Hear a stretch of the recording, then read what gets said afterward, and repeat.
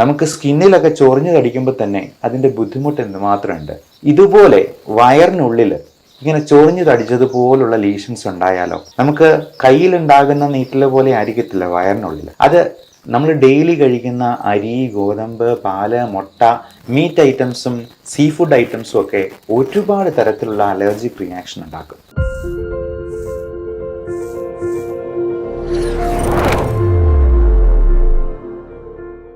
വിട്ട് വരുന്ന അബ്ഡോമിനൽ ഡിസ്റ്റൻഷൻ, കീഴ്വായു പോക്ക്, ഛർദ്ദിക്കാൻ വരിക, ഓക്കാനം, വയറ് വേദന, വയറിൽ എന്തെല്ലാമോ അസ്വസ്ഥത, അവിടെയെല്ലാം നീറ്റലുണ്ടാകുക, നെഞ്ചിരിച്ചിലുണ്ടാകുക, നെഞ്ചിന് ബുദ്ധിമുട്ടായിട്ടുണ്ടാകുക, ഗ്യാസ് കയറുക, തലയിൽ മുതൽ താഴെ നഖം വരെയും ഗ്യാസ് കയറുന്ന ആൾക്കാരൊക്കെ ഉണ്ട്.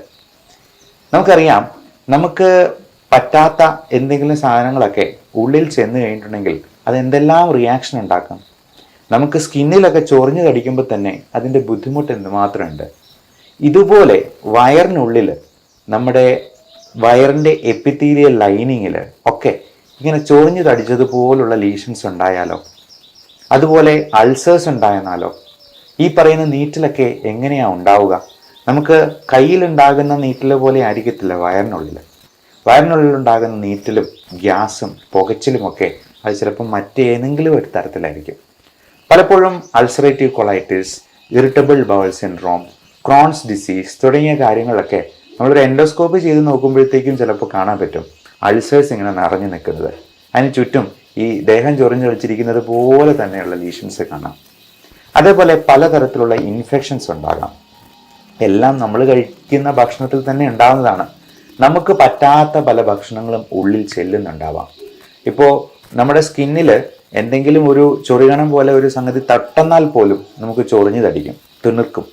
ഇതേപോലെ തന്നെ നമ്മുടെ കൊച്ചു കുട്ടികളിൽ പോലും പലതരത്തിലുള്ള വിരശല്യങ്ങളും അവർക്ക് പറ്റാത്ത ഭക്ഷണങ്ങളും അകത്ത് ചെല്ലുന്നത് കൊണ്ടുള്ള റിയാക്ഷൻ ഉണ്ടാകുന്നുണ്ട്, അലർജി ഉണ്ടാകുന്നുണ്ട്.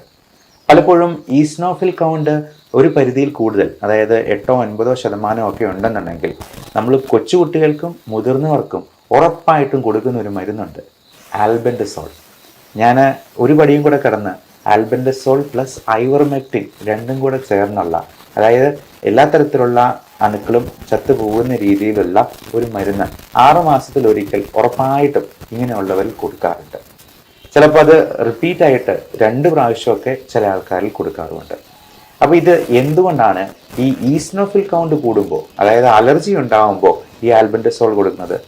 അത് മാത്രമല്ല, ഇങ്ങനെ ഈസ്നോഫിൽ കൗണ്ട് 10-ന് മുകളിലായിട്ട് നിൽക്കുകയാണെങ്കിൽ, അബ്സല്യൂട്ട് ഈസ്നോഫിൽ കൗണ്ട് 1000-ന് മുകളിലാണെങ്കിൽ, IgEയുടെ അളവ് ഒരു 100-ന് മുകളിലാണെങ്കിൽ ഒക്കെ ഭയങ്കരമായ അലർജി ഉണ്ട് എന്നുള്ളതാണ് അർത്ഥമാക്കുന്നത്.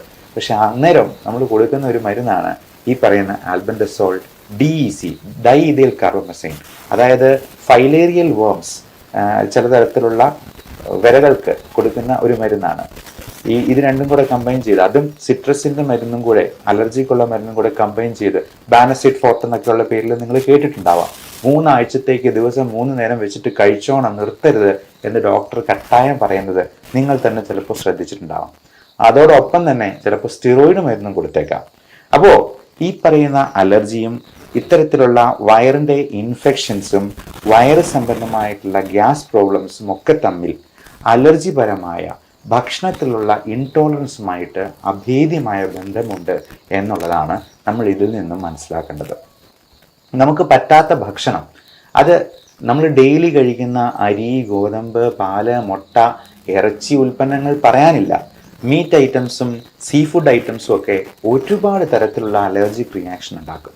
സായിപ്പന്മാർ പണ്ട് ഗോതമ്പിൻ്റെ അലർജിയെ ഗ്ലൂട്ടൻ ഇൻടോളറൻസും മിൽക്കിൻ്റെ അലർജിയെ ലാക്ടോസ് ഇൻടോളറൻസ് എന്നൊക്കെ പറയും. നമ്മൾ ഒരു 5 സ്റ്റാർ ഹോട്ടലിൽ ചെയ്യുമ്പോഴോ ഫ്ലൈറ്റിൽ ബിസിനസ് ക്ലാസ്സിൽ യാത്ര ചെയ്യുമ്പോഴൊക്കെ, സാധാരണ ഇക്കണോമിക് ക്ലാസ്സിലൊന്നും ചോദിച്ചു എന്ന് വരത്തില്ല, നമുക്ക് അലർജിയുള്ള എന്തെങ്കിലും ഉണ്ടോ എന്നുള്ളത് ഡോക്യുമെൻ്റ് ചെയ്യാനായിട്ട് അവർ ആവശ്യപ്പെടും. അപ്പോൾ അതിനനുസരിച്ചിട്ടുള്ള ഭക്ഷണമേ അവർ വിളമ്പാൻ പാടുള്ളൂ. അത് ഷെഫായിട്ട് പഠിച്ചിട്ടുള്ളവർക്കൊക്കെ നന്നായിട്ട് അറിവുള്ളതാണ്. അപ്പോൾ ഇങ്ങനെ എന്താണ് നമുക്ക് അലർജി എന്ന് എങ്ങനെ കണ്ടുപിടിക്കും? അതിനൊരു മാർഗമുണ്ട്. അലർജിയുടെ സ്കിൻ പ്രിക് ടെസ്റ്റ് ഉണ്ട്. നമ്മൾ സ്കിന്നിൽ തന്നെ ഓരോ ഫുഡ് അലർജൻസിൻ്റെയും റിയാക്ഷൻ നോക്കി മനസ്സിലാക്കുന്നത്. അപ്പോൾ നമ്മൾ ഒരു അലർജിയുള്ള സാധനം തൊട്ടെന്നുള്ള റിയാക്ഷൻ പോലെ നമ്മൾ ഇതൊന്ന് ചെറുതായിട്ടൊന്ന് പോറിച്ച് കൊടുക്കുമ്പോൾ അതിൽ വരുന്ന റിയാക്ഷൻ അത് കോളം വരച്ച് വളരെ സിസ്റ്റമാറ്റിക് ആയിട്ടാണ് ചെയ്യുന്നത്. ഏകദേശം 1 മണിക്കൂറോളം സമയം എടുക്കും. അപ്പം തന്നെ നമുക്ക് റിപ്പോർട്ടും കിട്ടും. ജീവിതത്തിൽ ഒരിക്കലെങ്കിലും ഇത്തരത്തിലുള്ള പ്രശ്നങ്ങളുള്ളവർ നിർബന്ധമായും ഈ ടെസ്റ്റ് ഒന്ന് ചെയ്ത് നോക്കുന്നത് നല്ലതായിരിക്കും. അങ്ങനെ കണ്ടുപിടിച്ചെന്നാൽ നമുക്കതിൽ ഒഴിവാക്കാൻ പറ്റാത്ത സംഗതികൾക്ക് ഇമ്മ്യൂണോതെറാപ്പി എന്ന് പറയുന്ന ഒരു ട്രീറ്റ്മെൻറ്റ് വഴി ഇതിന് നമുക്ക് പൂർണ്ണമായിട്ടുള്ള വിമോചനം സാധ്യമാണ്. പഠനങ്ങൾ പറയുന്നത് 92% എഫിക്കസിയാണ് ഇതിന്. അത് കൊച്ചു കുട്ടികൾ മുതൽ പ്രായമായവർക്ക്, അത് ഒത്തിരി പ്രായമാകുന്നതിന് മുമ്പ് ചെയ്യുന്നാൽ ഏറ്റവും നല്ലത്. കാരണം ഇതുപോലെ ഒരുപാട് അലർജിക് റിയാക്ഷൻ ഉണ്ടായി അതിൻ്റെ ഡീസെൻസിറ്റൈസ് ചെയ്യുന്നത് വളരെ ദുഷ്കരമാകുന്ന ഒരു പ്രായത്തിൽ അത് ചെയ്യുന്നതുകൊണ്ട് ഈ പറയുന്ന റിസൾട്ട് നമുക്ക് കിട്ടിക്കൊള്ളണമെന്നില്ല. അതുകൊണ്ട് ഇങ്ങനെയുള്ള കാര്യങ്ങളെക്കുറിച്ച് നമ്മൾ മനസ്സിലാക്കുക. അടുത്ത കാര്യം, നമ്മൾ ഈ പറയുന്ന ദുഷ്കർ അല്ലെങ്കിൽ ഈ ജീർണിച്ചതും വേസ്റ്റ് ആയിട്ടുള്ളതുമൊക്കെ പുറന്തള്ളാനായിട്ട് നമ്മൾ ഭക്ഷണത്തിൽ ശ്രദ്ധിക്കേണ്ട, നമ്മുടെ ലൈഫ് സ്റ്റൈലിൽ മോഡിഫൈ ചെയ്യേണ്ടത് എന്തൊക്കെയാണ് എന്നുള്ളത് മനസ്സിലാക്കിയിരിക്കാം. നമുക്ക് എല്ലാവർക്കും അറിയാം, ഈ ആദ്യം പറഞ്ഞ പോലെ ചൂലിടിച്ച അടിച്ച് വൃത്തിയാക്കുന്നത് പോലെ ഫൈബർ കണ്ടൻ്റുള്ള ഭക്ഷണം വേണമെന്നുള്ളത്. പക്ഷെ നമ്മൾ എത്ര പേര് ഈ ഫൈബർ കണ്ടൻ്റ് ഉള്ളത് കഴിക്കുന്നുണ്ട്? നമ്മൾ കഴിക്കുന്ന മധുര പലഹാരങ്ങളും ബേക്കറി സാധനങ്ങളും മൈദ അടങ്ങിയിട്ടുള്ളതും ഈവൻ നമ്മൾ വാങ്ങിക്കുന്ന ഗോതമ്പിൻ്റെ ആട്ടയും അരി ആഹാരങ്ങളും ഒക്കെ വളരെ റിഫൈൻഡായി പോകുന്നു എന്നുള്ളത് നമ്മൾ മനസ്സിലാക്കിയിരിക്കുക.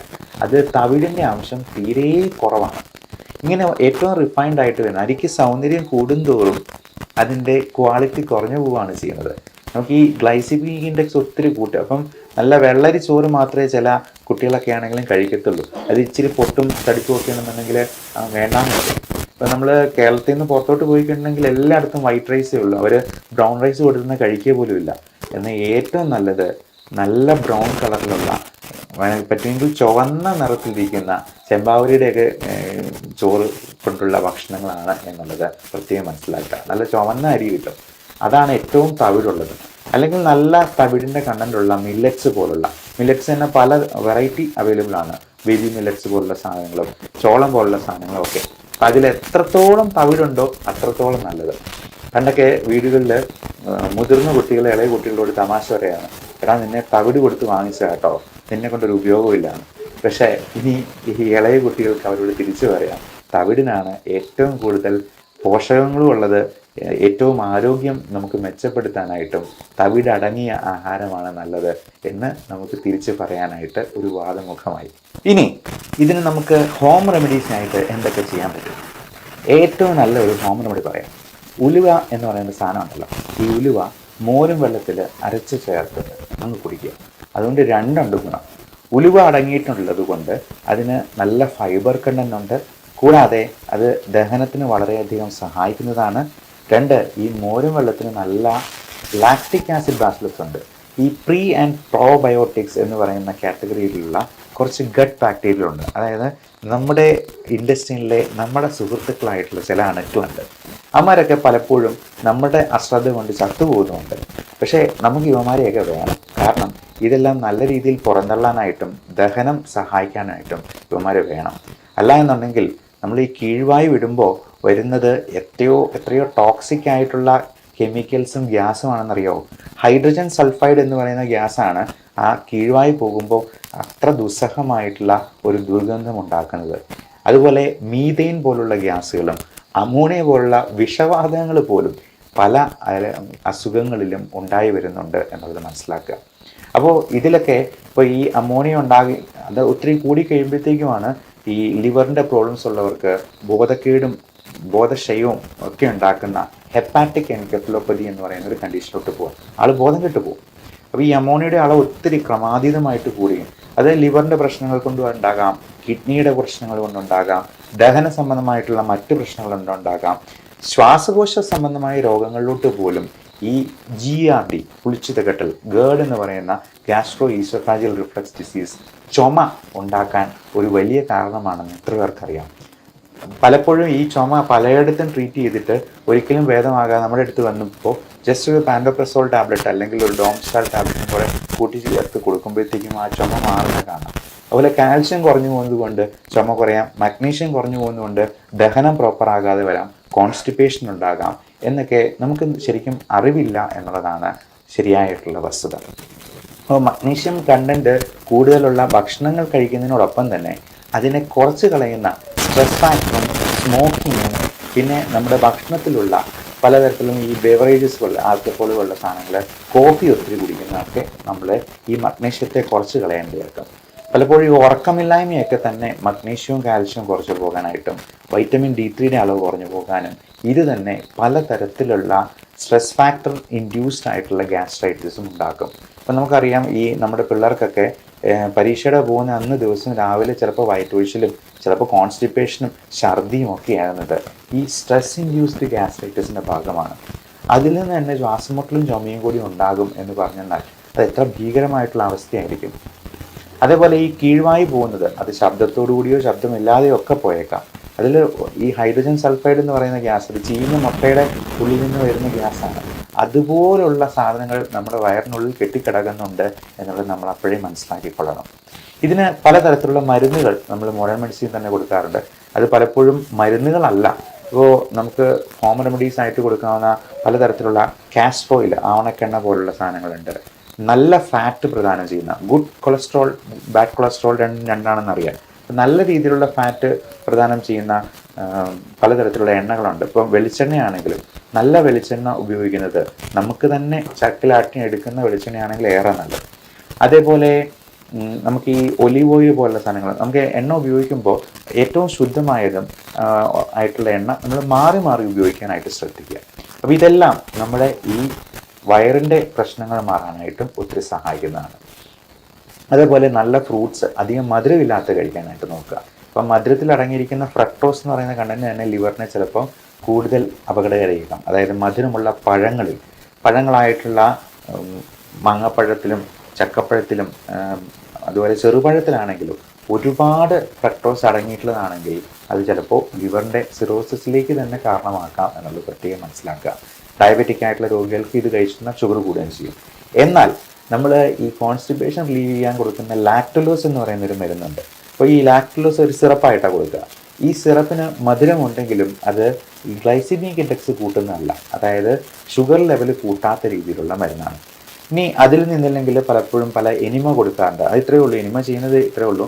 നമ്മൾ നമ്മുടെ കുടലിൻ്റെ ബാക്കി ഭാഗത്തു നിന്നും വെള്ളം സ്വല്പം കൂടി വലിച്ചെടുത്ത് ആ മലത്തിന് സ്വല്പം കൂടി ഹൈഡ്രേഷൻ കൊടുക്കും. അതായത് ഫ്ലൂയിഡുള്ള ഉണങ്ങി വരണ്ടിരിക്കുന്ന മലത്തിന് പകരം കുറച്ചുകൂടി വെള്ളം ചേർത്തിട്ട് അത് പുറത്തേക്ക് പോകാനായിട്ട് കൂടുതൽ സഹായിക്കും. ഇത് വലിയ കെമിക്കലൊന്നുമല്ല നമ്മൾ ഉള്ളിലോട്ട് ഇനിമ വയ്ക്കുമ്പോഴത്തേക്കും കേട്ടുന്നത്. ഇനി അതല്ലെങ്കിൽ സപ്പോസിറ്ററി ആയിട്ടുള്ള മരുന്നുകളുണ്ട്.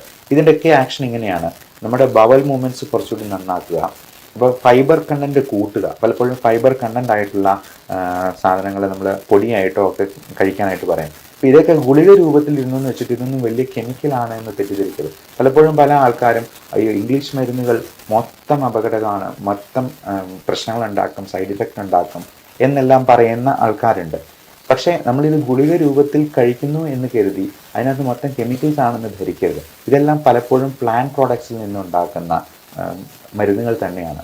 അതെല്ലാം ഈ ഇംഗ്ലീഷ് മരുന്നുകളിൽ അലോപ്പതിയിൽ കൃത്യമായിട്ട് ഡോക്യുമെൻ്റ് ചെയ്ത് വെച്ചിട്ടുണ്ട് എന്ന് മാത്രമേ ഉള്ളൂ. പലപ്പോഴും ആയുർവേദത്തിലും ഈ പറയുന്ന ഗുളിക രൂപത്തിൽ കൊടുക്കാറുണ്ട്, അല്ലെങ്കിൽ സിറപ്പ് രൂപത്തിൽ കൊടുക്കാറുണ്ട്. അപ്പോൾ ഈ ഗുളിക രൂപത്തിൽ കാണുന്ന എല്ലാം കെമിക്കൽസ് ആണ് എന്ന് തെറ്റിദ്ധരിക്കരുത്. അപ്പോൾ പ്രകൃതിയിൽ നിന്ന് തന്നെ കിട്ടുന്ന മറ്റ് സാധനങ്ങൾക്ക് അതിനേക്കാൾ സൈഡ് എഫക്റ്റ് ഉണ്ടാവാം. ഈ പുകയില, നേരത്തെ പറഞ്ഞ പോലെ സ്മോക്കിംഗ് ഒരു വലിയ കോസാണ് നമ്മുടെ ദഹന പ്രക്രിയയെ തകിടം മറിക്കാനായിട്ട്. ഈ പുകയില എന്ന് പറയുന്നത് പ്രകൃതിയിൽ നിന്ന് നമ്മൾ നേരിട്ട് കിട്ടുന്നതാണ്. കഞ്ചാവ് അതുപോലെ പ്രകൃതിയിൽ നിന്ന് നേരിട്ട് കിട്ടുന്ന ഒരു ഇലയാണ്. മദ്യമാണെങ്കിൽ പോലും പഴങ്ങളുടെയൊക്കെ സത്ത്, ലാലേട്ടൻ്റെ സിനിമയിൽ പറയുന്ന പോലെ ഈ സ്കോച്ച് വിസ്കി എന്ന് പറയുന്നത് പഴങ്ങളുടെ സത്തൊക്കെ ഊറ്റിയെടുക്കുന്ന നല്ല സാധനമാണ് എന്ന് തെറ്റിദ്ധരിക്കുന്ന കുടിയന്മാരൊക്കെ ഉണ്ട്. അപ്പോൾ ഇതൊക്കെ നമുക്ക് ഒരു സൈഡ് ഇഫക്റ്റും ഉണ്ടാക്കുന്നില്ലേ എന്ന് ചോദിച്ചാൽ തന്നെ അതിനകത്തുള്ള ആ ഒരു മണ്ടത്തരം, ഉദ്ദേശശുദ്ധി ഇല്ലായ്മ നമുക്ക് മനസ്സിലാക്കിയെടുക്കാവുന്നതേ ഉള്ളൂ. അതുപോലെ പലതരത്തിലുള്ള വിഷക്കായകളുണ്ട്. നമ്മുടെ ഭക്ഷണത്തിൽ തന്നെ ഉൾപ്പെടുന്ന പലതും നമുക്ക് അലർജി ഉണ്ടാക്കിയേക്കാം. ഇത്തരത്തിലുള്ള കാര്യങ്ങളെക്കുറിച്ച് നമ്മൾ കൃത്യമായി മനസ്സിലാക്കുക. അതിന് വേണ്ട നടപടികൾ നമ്മുടെ ഭക്ഷണശീലങ്ങളിലും ജീവിതശൈലിയിലും കൈക്കൊള്ളുക. എക്സസൈസ്, വ്യായാമം, നിത്യാഭ്യാസി കല്ല് കഴിച്ചെന്നാലും ദഹിച്ചു പോകും എന്നാണ് പറയപ്പെടുക. അപ്പോൾ നല്ല അധ്വാനമുള്ള, നല്ല എക്സസൈസ് ഉള്ള ഒരാൾക്ക് മാത്രമേ ദഹനവും പ്രോപ്പറാകത്തുള്ളൂ. മിക്കവാറും ഈ പ്രായമായവരൊക്കെ ഫുൾ ടൈം ഉറക്കമാണ്. അവർ കട്ടിലേന്ന് എടുക്കുന്നില്ല, പകലും ഉറക്കം, രാത്രിയിൽ ഉറക്കം. അപ്പോൾ ഇങ്ങനെ 24 മണിക്കൂർ ഉറങ്ങി കഴിഞ്ഞിട്ടുണ്ടെങ്കിൽ അവർക്ക് വയറ് സംബന്ധമായിട്ടുള്ള പ്രശ്നങ്ങളും മറ്റസുഖങ്ങളും ഈ ക്ഷീണം കൂടത്തേ ഉള്ളൂ. ഉറക്കം കൂടിയിരുന്നാലും പ്രശ്നമാണ്. അതുപോലെ തന്നെയാണ് ഉറക്കം കുറഞ്ഞു പോയെന്നാലും. ഇപ്പോൾ ഉറക്കത്തിന് മരുന്ന് എന്തെങ്കിലും കഴിക്കാൻ ഡോക്ടർ പറയുമ്പോൾ അയ്യോ ഇത് ഭയങ്കര സൈഡ് ഇഫക്റ്റ് ഉള്ളതാണ് എന്ന് പറഞ്ഞ് അവർ ഉറങ്ങാതിരിക്കും. അവസാനം അവരുടെ സ്ട്രെസ് ഫാക്ടർ തന്നെ ബാക്കിയുള്ള എല്ലാ അസുഖങ്ങളിലോട്ടും വഴിതെളിക്കും. അത് തന്നെ അവരുടെ അന്ത്യത്തിന് വരെ കാരണമാകുന്ന ഒരു അവസ്ഥ പലപ്പോഴും കാണാറുണ്ട്. അപ്പോൾ ഇങ്ങനെയുള്ള കാര്യങ്ങളെക്കുറിച്ച് നിങ്ങളുടെ പ്രിയപ്പെട്ടവരോട് ഷെയർ ചെയ്ത് കൊടുക്കുക. Love and regards, doctor Bipin Jose, Pulma medical centre, Pala Kanjirappally.